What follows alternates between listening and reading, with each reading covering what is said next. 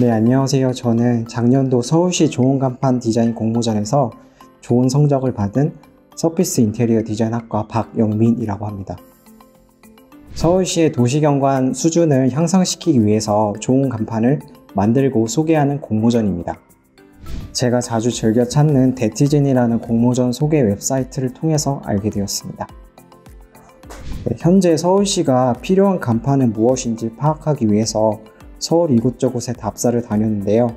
생각보다 서울시 내에서 버려진 자원들을 처리하는 고물상 공간들이 많다는 것에서 아이디어를 착안한 뒤에 디자인으로 풀어나갔습니다. 네, 제가 평소에 오래되고 낡은 것들에 대한 관심이 많았어요. 제가 사는 동네에는 특히 그런 장소들이 많아서 항상 관심을 두었는데 우연히 서울시를 자세히 관찰하면서 고물상이라는 공간이 우연하게 생각났습니다. 그래서 그것을 고물상이라는 공간과 고물상의 자원순환이라는 사회적 역할, 그리고 그 가치를 시각적으로 표현해 줄 수 있는 시각적 요소인 덩쿨식물을 같이 활용해서 간판에 녹여내고자 하였습니다. 고물상 업종에서 취급하는 자원들을 간판으로 해석할 때 어떻게 하면 미적으로 완성도를 극대화할 수 있는지 마감 전까지 고민했습니다. 디자이너들은 사소한 곳에서의 발견이 중요하다고 다시 한번 느꼈습니다. 발견을 했으면 반드시 그 다음 단계와 연결시켜야 된다고 생각하는데요. 저의 경우에는 자주 작은 공모전에 참여해서 제가 배웠던 디자인 툴로 공모전과 연결을 시켰습니다. 이 과정이 반복되면서 떨어진 공모전에서는 제가 무엇이 취약한지를, 결과가 좋은 공모전에서는 제가 무엇을 잘할 수 있는지 발견할 수 있는 의미 있었던 시간이었습니다. 네, 공모전은 참여의 의미도 크겠지만 무조건 노려야 한다고 생각합니다. 그러기 위해서는 심사위원의 원픽을 받기 위한 강력한 무기 같은 요소들이 필요하다고 생각하는데요. 아이디어 자체가 기발하다든지 아니면 비주얼이 훌륭해서 시선을 강탈한다든지 그런 요소가 공모전에 녹아들어 있어야 된다고 생각합니다. 잘 찾아보면 숨어있는 꿀같은 공모전들이 많은데요. 특히 저는 공공기관 공모전을 자주 나갔는데 서울시나 경기도 등 대표 홈페이지를 자주 클릭해서 공모전 공고 현황을 살펴보곤 했습니다. 특히 규모가 작은 시도기관일수록 경쟁률이 치열하지 않아서 높은 수상을 하는 경우가 많기 때문에 여러분들에게 추천드립니다. 한양대학교 산업디자인학과 다니고 있는 1사학번 장민욱이라고 합니다.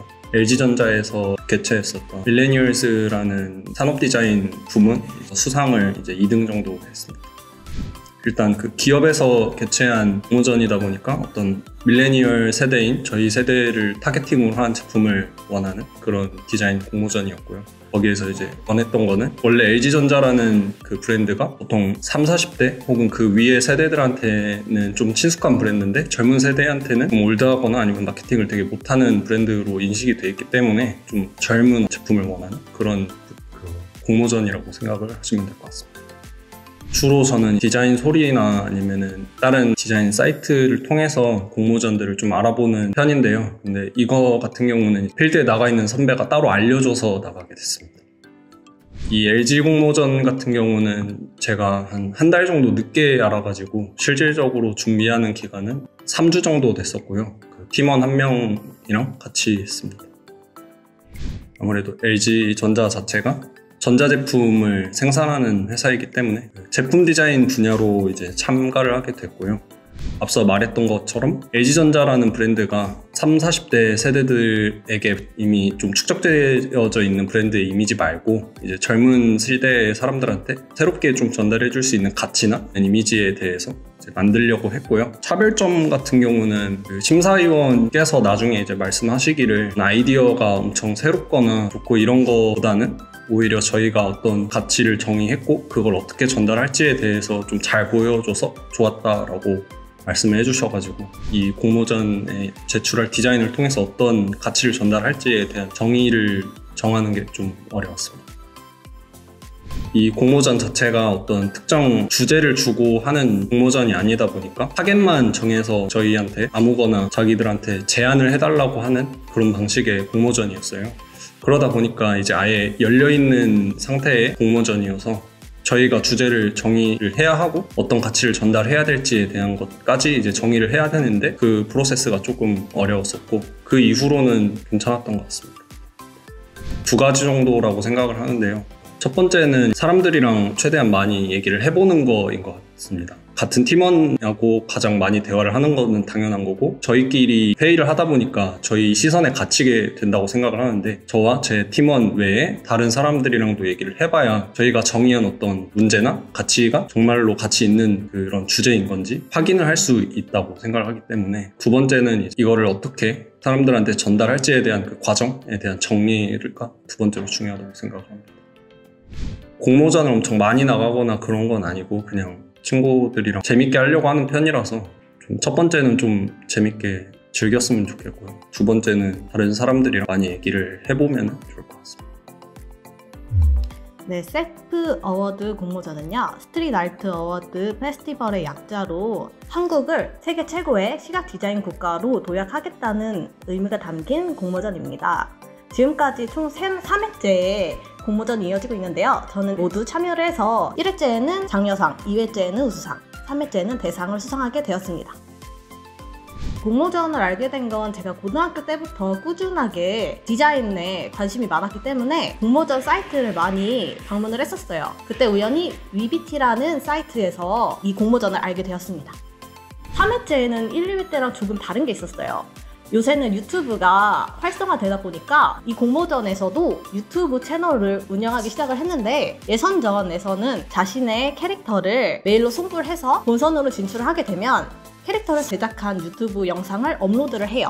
거기서 투표와 댓글 창으로 좋아요 수를 합산을 해서 결승까지 올라가게 됩니다. 원래는 자신의 기존의 창작 캐릭터를 그리는 것이었는데 한 가지 더 가산점을 주어진다는 조건이 있었습니다. 안동 하회탈을 그리면 된다는 것인데요. 가산점이 3배로 준다는, 그래서 저는 그 부분에 좀 더 초점을 맞춰서 진행을 했던 것 같아요.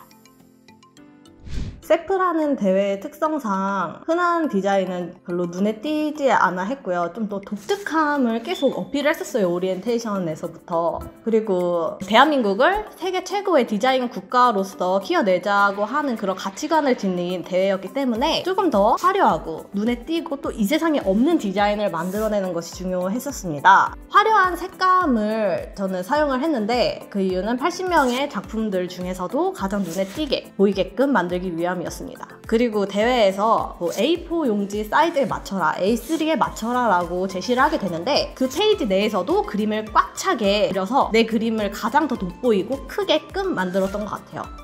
공모전 결승 캐릭터의 주제가 하회탈이었는데, 그 중에서도 잃어버린 떡다리탈, 별채탈, 총각탈을 그리면 더 가산점이 주어진다고 했었죠. 그래서 저는 그 가산점을 모조리 잡기 위해서 3개의 하회탈을 다 그리게 되었습니다. 거기에 의미 부여를 해서 이제 별자리에 우리가 눈에 보이진 않지만 언제나 우리에게 함께 있다라는 걸 어필하기 위해서 저희가 알고 있는 9개의 하회탈도 함께 배치를 해서 좀 좋은 점수를 받았던 것 같아요.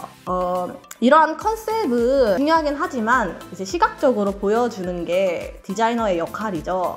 컨셉도 중요하긴 하지만 그것을 드로잉으로 이제 풀어내는 능력 또한 중요한 일이라고 생각을 합니다.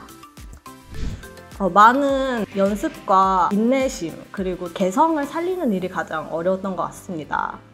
노력은 배신을 하지 않는다는 점인데요. 보통 학생들이 1, 2회 공모전을 참여를 하고 수상을 못하게 되면 자신감이 이제 결여가 돼서 그 다음 공모전에 참여를 안 하게 되는 경우가 많잖아요. 이제 저는 1, 2, 3회째 모두 참여를 하면서 서서히 발전되어 가는 모습도 느낄 수가 있었고 뿌듯하기도 했고요. 그리고 제가 다른 많은 공모전을 진행을 했었는데 그때마다 주최 측이 달라졌기 때문에 디자인의 방향도 달라져야 했습니다. 그래서 내가 그리고 싶은 디자인이 아니라 의뢰자에 맞는 그 니즈를 충족할 수 있는 디자인을 해야 한다는 것을 많이 느끼고 배웠던 것 같아요.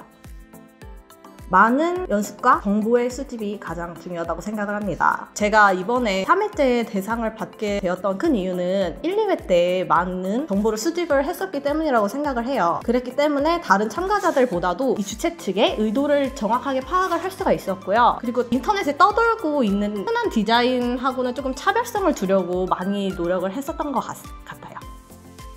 전공자들도 분명 그렇겠지만 요새는 비전공자들도 영상을 편집할 줄 알고 또 드로잉의 취미를 갖고 계신 분들이 너무 많아요. 이렇게 디자인의 변별력이 없어지는 사회에서 디자인 전공자들은 고민들을 많이 할 것 같아요. 저도 분명히 그랬고요. 그래서 저도 1학년 때부터 꾸준하게 이것저것 굉장히 많이 했던 것 같아요. 그때마다 느끼는 점은 분명히 저를 알아주는 곳도 있지만 저를 알아주지 않는 곳도 있습니다. 그런데 그런 상황에서도 쉽게 좌절하지 않는 게 가장 중요하다고 생각을 해요. 그저 나와 맞지 않았다라고 생각을 하면 되고 언젠가 이렇게 노력을 하다 보면 나와 맞는 곳을 찾을 수 있다라는 그런 희망을 가지면 될 것 같고요. 그래서 저는 디자인에 흥미가 있는 분들을 위해서 유튜브 UD 디자인이라는 채널을 함께 운영을 해서 디자인의 팁을 주고 있습니다. 함께 공유도 하고 디자인 팁을 알아가는 시간을 가졌으면 좋겠어요. 언제나 노력하고 힘들더라도 슬퍼하지 않고 끝까지 열심히 했으면 좋겠습니다. 감사합니다.